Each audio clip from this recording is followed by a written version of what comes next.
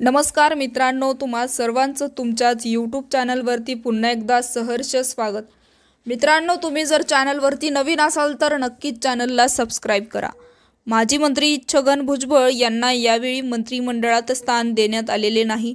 यावरून अनेकदा छगन भुजबळ यांनी नाराजी व्यक्त केली आहे।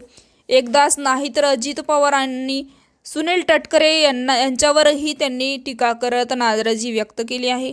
याबरोबरच मंत्रिमंडळातून डावलण्यात आल्यानंतर काही दिवसापूर्वीच छगन भुजबळ यांनी राज्याचे मुख्यमंत्री देवेंद्र फडणवीस यांची भेट देखील घेतली होती।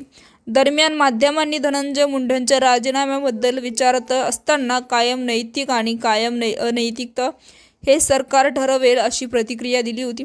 तर छगन भुजबळ आणि उपमुख्यमंत्री देवेंद्र फडणवीस यांच्या भेटीनंतर वेगवेगळ्या चर्चेंना उधाण आलं होतं। दरम्यान आज छगन भुजबळ यांनी पुन्हा एकदा महायुतीतील ज्येष्ठ नेत्यांना डावलण्यात जातंय का यावर एक वाक्यात प्रतिक्रिया दिल्या। तसेच मग मला जे बोलायचं ती मी बोलतो, अशा परत तेच बोलण्याची इच्छा मी ठेवत नाही, असं सूचक देखील प्रतिक्रिया त्यांनी दिल्या होत्या। त्याचबरोबर माहिती सरकाराकडून ज्येष्ठ नेत्यांना डावलण्याचं काम सुरू आहे का? सुधीर मुनगंटीवार असतील किंवा मग छगन भुजबळ, आम्हाला तुम्हाला मंत्रिमंडळात स्थान द्यायचं नसलं असं देखील त्यांनी म्हणाले। तर मित्रांनो, याविषयी तुमचं मत कमेंट बॉक्समध्ये कळवा। तूर्तास धन्यवाद। जय महाराष्ट्र।